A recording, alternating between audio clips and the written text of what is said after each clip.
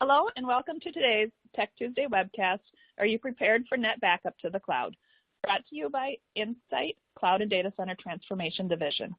I'm Amanda Sharp, Marketing Specialist at Insight CDCT, and will be your moderator today. Before we begin, I wanted to cover a few housekeeping items. This webcast is designed to be interactive between you and the presenters. The webcast console you are looking at can be completely customized. You can resize or move any of the windows that you have open. If you have any questions during the webcast, you can click on the Q&A widget at the bottom and submit your question. All questions from this webcast will be captured. If you are experiencing any technical difficulties, please visit the webcast help guide by clicking on the question mark icon below the presentation window. The help guide covers common technical issues. I would now like to turn over this presentation to our presenter, Chet Boardman. Chet, the floor is yours. Thank you, Amanda. Thank you, everyone, for joining us today. We hope you get a lot of good material out of this. And as always, we have the questions and answers, so feel free to ask any questions that you have that come up, and we'll get those addressed. So today, we're going to cover the NetBackup CloudCatalyst and leveraging the cloud within NetBackup.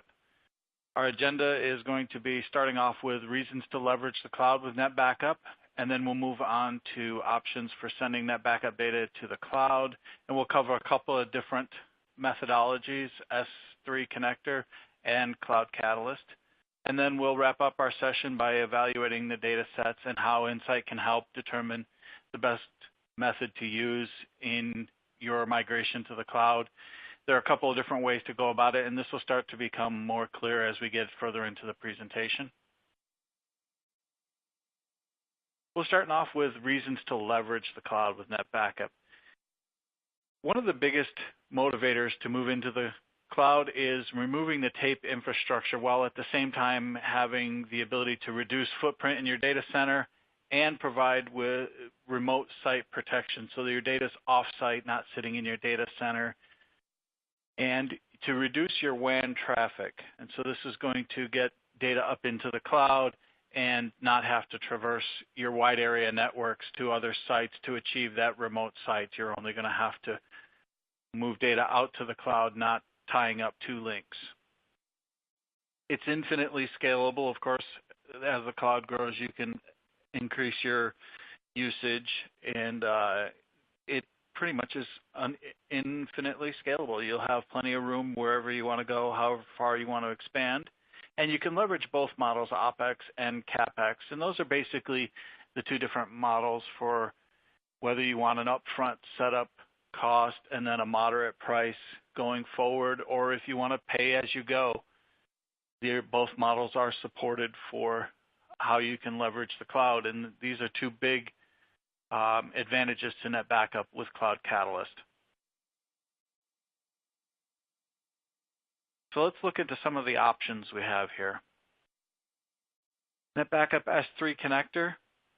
This has been supported since the release of 7.5, and this is the S3 plugin for NetBackup. It just didn't involve any additional hardware. You would simply leverage the existing NetBackup infrastructure you have with an additional plugin. Almost all the public and private cloud providers are supported, including AWS Glacier. Accelerator for files and folders for VMware NetBackup, KMS, and optimized synthetics were supported for most providers. Remote sites it was a primarily use case for those remote sites to be able to get data off-site by leveraging the S3 connector to the cloud, so it doesn't require you to saturate both links going to a central data center. The biggest drawback was it did not leverage deduplication. So you were putting your data up there in full image size, rehydrating that data and putting it up there. With CloudCatalyst, a lot of that's going to change. It's become a lot more efficient, and it has quite a few big advantages that you'll want to see. So the first biggest advantage for CloudCatalyst is its highly optimized backup data to the cloud.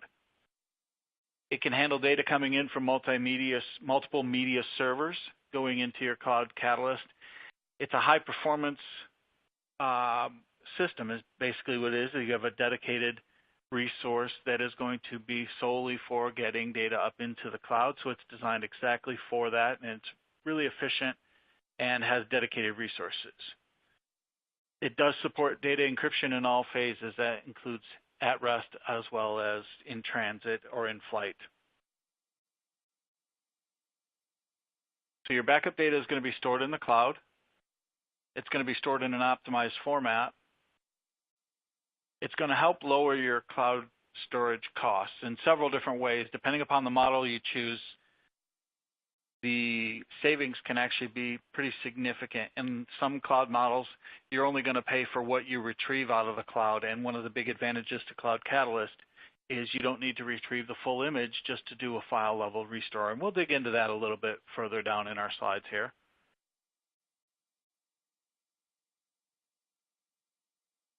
Data availability.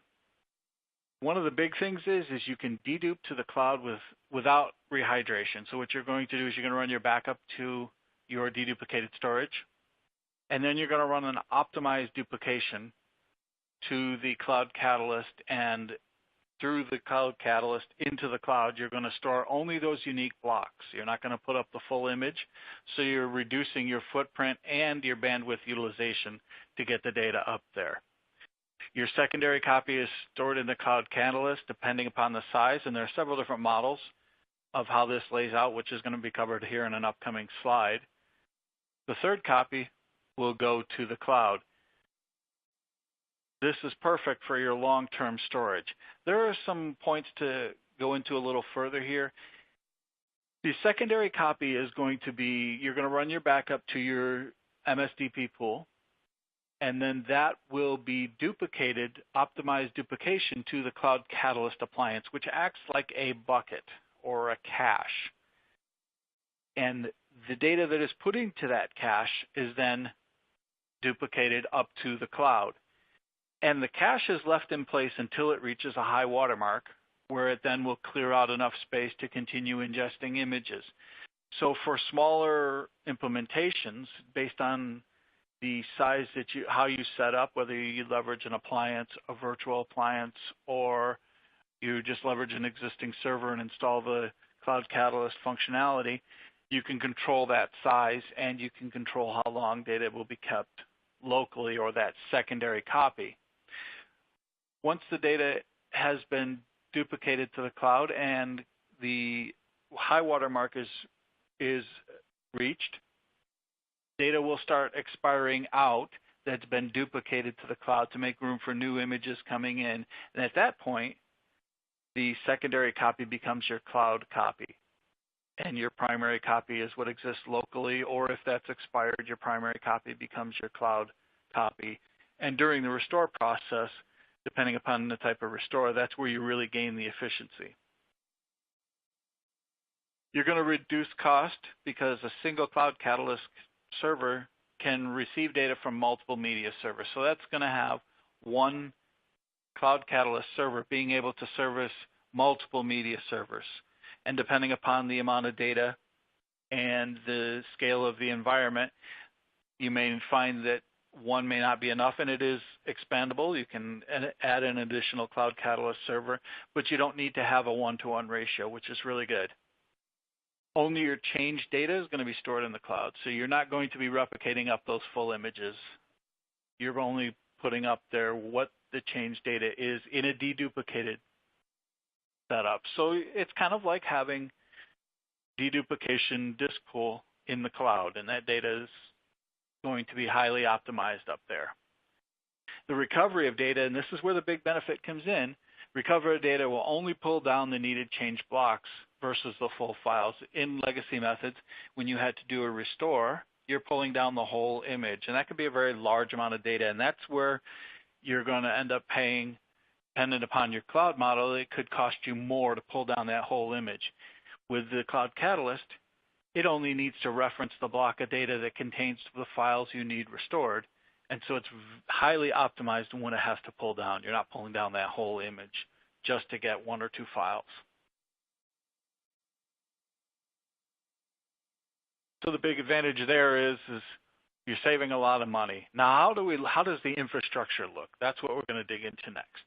The first offering you have is a Veritas NetBackup CloudCatalyst 5240 appliance. So this is going to be a physical unit. It's a 2U form factor. And you do have the option to build your own, and we'll cover that later, but right now we're going to cover this one. The 5240 series comes basically in one configuration. It's a 14 terabyte disk reserved for the cache, and this is that cache where the data is duplicated into and then duplicated up to the cloud and cleared out after it has been duplicated and space is needed. It's hit that high water mark. It ships with 192 gigs of memory, so it's got plenty of resources to handle the load you're putting in there. You have your 1 gig and 10 gig options as well as fiber. Some of the other options available to you are to build your own, and those come in multiple forms.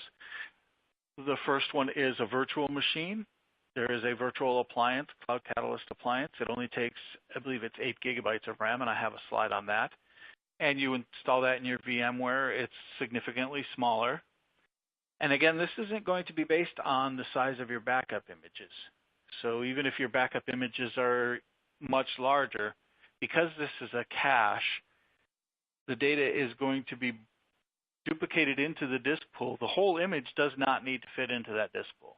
You're going to replicate data over. Those blocks will be optimized and deduped already, so you're not rehydrating. And then you're going to duplicate that up to the cloud. When you reach the high water mark, the blocks that have been moved up to the cloud can be cleaned out and additional blocks can be brought in from the same image. So you don't need to worry about your size of your images. So let's take a look at the CloudCatalyst flow and how this kind of works. So you start off with your media server deduplication. And this is MSDP, your standard media servers. And you're going to run your backups to that MSDP pool. It's managed by your NetBackup master server.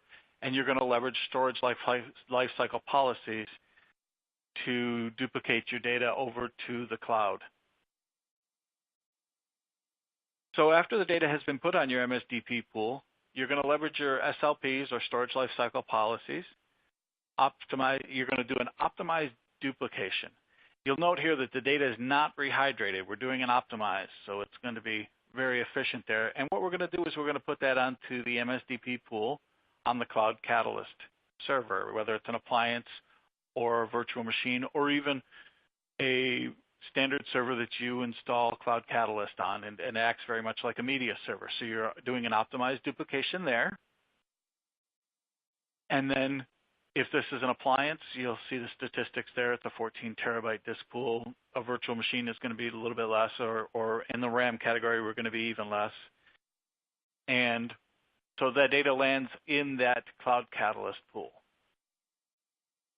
From there, we're once again doing an optimized duplication to our cloud. So whether it's Azure or Amazon Web Service or whatever form of cloud that you're going to use, you're going to do that optimized duplication to the cloud. Only your change blocks are going to go up there. So this is for a one domain and cloud vendor per CloudCatalyst server. So this is one of the limitations to be aware of, is that a master server, a CloudCatalyst appliance, whether it's the virtual machine or the physical, can only be tied to one NetBackup domain, which would be a NetBackup master server, however many media servers, because you can have multiple media servers feeding in there, and then your CloudCatalyst. So the master to CloudCatalyst ratio is a 1-to-1 ratio there. And for multiple web services, if you were going to leverage both, you'll need a CloudCatalyst appliance, one for Azure, one for web service, Amazon Web Services, or however many you're going to use. You'll need one for each. And in a lot of ways, this is what you really want to do, right? You want to dedicate, if you're going to duplicate to Azure, you really want that CloudCatalyst to be dedicated to getting your data to Azure. So let's look at the usage and how the data moves through. So here we have our CloudCatalyst appliance. And that CloudCatalyst, for this is going to be focused primarily on the appliance offering. It has its own MSDP pool on there. Think of it just like an MSDP pool, but it's dedicated to cloud, so it's a cache pool, but it works very similar to your existing MSDP pool. And it behaves like a cloud transit buffer. So this was the buckets I was talking about where the data is going to be put in there, duplicated up to the cloud, and cleaned up. It's non-persistent, so segments are removed when you hit your high water mark or after 30 days. The 30 days option is configurable, so it can be extended out, and there's some tuning that can be done for various behavior changes. You can configure your high watermark and low watermark. How this works is that your data will be dumped to the disk pool. The default settings is 80%. And what's going to happen is in a 14 terabyte disk pool, you're going to have images that are going to be duplicated to this disk pool destined for the cloud. And once the disk pool reaches that 80% mark, it's then going to start cleaning out segments that have already been duplicated to the cloud. Until it reaches that 80% mark, which is configurable, until that point, the segments will remain there. There's no sense in getting rid of them. So that's where you can run into having a situation where you have a first, second, and third copy, which is a great benefit. You have the space, and it's nice because as the space is needed, it's going to go ahead and remove the segments. So it'll do it's not a scheduled cleaning. It is a cleaning when watermarks are hit. So that's kind of a nice feature that's there. So then you're going to go ahead and move the data up to the MSDP object storage, which is your cloud. And the system is going to be monitoring all of this going on, and it's going to be monitoring the I/O. All the changes are tracked. So as segments are moved up to the cloud, that's tracked, and the segment is marked as having a copy in the cloud. And the new and unique segments, which are going to be your unique blocks, are saved in the CloudCatalyst and as well as the cloud unless the cleaning needs to recover space. And again, those watermarks are configurable. By default, it's going to allow it to fill up to 80%. So if your images are relatively small and you're not moving a lot to the cloud, those could sit there for 30 days if you're not exceeding that 14 terabyte in the appliance situation. And so you will have your 3 copies, and you can extend that. If you're not putting a lot of data out to the cloud, you're going to end up being able to have 3 copies without a problem. So let's take a little bit deeper view in, and you can kind of see how this flows based on this diagram here. So without the CloudCatalyst component, it looks just like a normal NetBackup environment. The CloudCatalyst being an additional server acts very much like a media server. It just has the additional OST plugin, which allows you to send data to the cloud, and it acts like a bucket where data is going to be moved through to the cloud. So it's managed within NetBackup. It integrates within the NetBackup console. There's no additional console or anything like that. It's going to look very much like a disk pool. You'll see some of the features are not going to be available in terms of the CloudCatalyst. You're going to see that it's going to look very much like a traditional storage server, except you're not going to be able to target it for backups. You won't write backups directly to it. You write them to your disk pool and duplicate it in. So it has the limitations within the console that won't let you target it directly. And so that's going to look a little bit different, but it's not dramatically different. All of the data movement is optimized. So this is huge. And this is, I know I'm repeating this a lot, but the big advantage compared to a lot of solutions is that you are only putting those unique blocks up, and you're only pulling down what you need. So if you only need one file restored in it, and your image size is 3 terabytes, you don't want to pull down that whole 3 terabyte image. Just pull down the block that has the file you need, because we know where that is based on our local catalog. We know that block X contains the file. We pull that block down, we extract the file, and we're good to go. So that's a real big benefit, and it significantly lowers the cost. Recovery can be performed directly from NetBackup CloudCatalyst server to your NetBackup client. So that's all the magic happens in the background. Your restore looks like a traditional restore. The only difference is we're going and getting the block of data from the cloud. All that bringing down the individual segment that's needed and only that piece, that's all handled in the background. You don't have to do anything special there. So let's talk a little bit about the delivery methods a little bit deeper. We talked about the appliance. We talked about the virtual machine. So there's a third option, which is a bring your own. So you can bring a supported media server configuration. Ideally, you want to stick close to the 5240 specifications in terms of having a significant amount of memory, decent processor, and a decent amount of space. For very small images, and you're going to be putting those up, and if you're not moving all of your data, you kind of want to size your solution appropriately. You don't need a 5240, for example, if you're only moving a small amount of data to the cloud. And this is something that the Veritas team can help you, or the Veritas group can help with their assessment tool. Our Insight staff has access to, and they leverage that, plus combined with their own calculation and environmental analysis tools. They'll look at your environment and make recommendations which way you should go. They can size your solution appropriately. Do you really need a 5240, or do you want to leverage the virtual machine, which is just a simple deployment?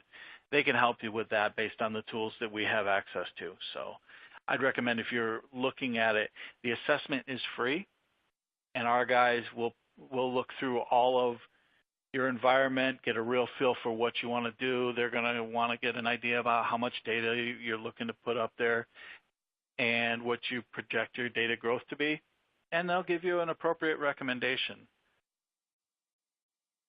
Some of the future features that they're discussing is going to add in air support, so that's going to give you the ability to have a remote master be aware of the data that's up in the cloud as well. So that'll be a big feature set that's being worked on right now, and that we'll see hopefully in a future version.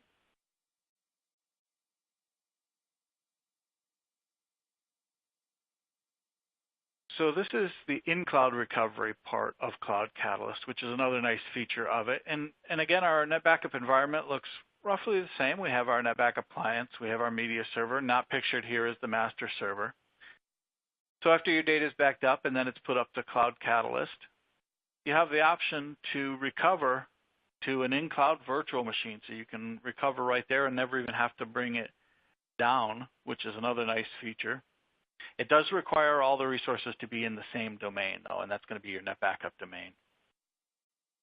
So with all that data sitting up there in the cloud, managed by NetBackup in an optimized format, you can just recover right from the cloud to a virtual machine within the cloud and never have to bring it back down. That's a really good thing. And this also works with the build your own as well as the virtual machine setup for CloudCatalyst. Some of the future releases are going to cover AMI, Azure Marketplace, and of course we talked about air support. We touched on that briefly on the last slide. That's coming as well. So evaluating workloads, I touched on this a little bit earlier. And so our Insight staff have tools to help you analyze what you're going to be putting up into the cloud, and they'll help you with these recommendations. What's the right fit for you, including what format it should take, what your infrastructure is going to look like, all of that. They have the tools. They'll pull down an analysis and generate you a nice little report, and it's free. So that's a great thing. The biggest things to take into consideration when you're considering the move to the cloud is to be selective in what data is going to the cloud, because there's still a cost associated with it, whether it's putting it up there or retrieving it back down, or the amount of storage, however you're going to consume and cover the cost associated with it. you want to obviously leverage those resources as optimally as possible. You don't want to overpay for it. So our team can help with that, and they'll help you to understand your RPOs and RTOs, to understand the bandwidth requirements for backups and restores. And again, they're going to help you choose the right storage provider and tier or level that you're going to use. They're going to leverage the NetBackup Assessment Toolkit for data collection, so that's going to help them get a good picture of the environment. Going to get them the configuration of the environment that you'll be deploying it in, and the total cost of ownership of leveraging your public cloud. And our organization will definitely help you with that. And so that is the presentation today. I do want to thank everyone for attending. I hope you got a lot of good information. If you have any questions, please feel free to put those out to our team here, and we'll get you answers. If we don't have the immediate answers, we want to make sure, of course, that we get you the correct answers.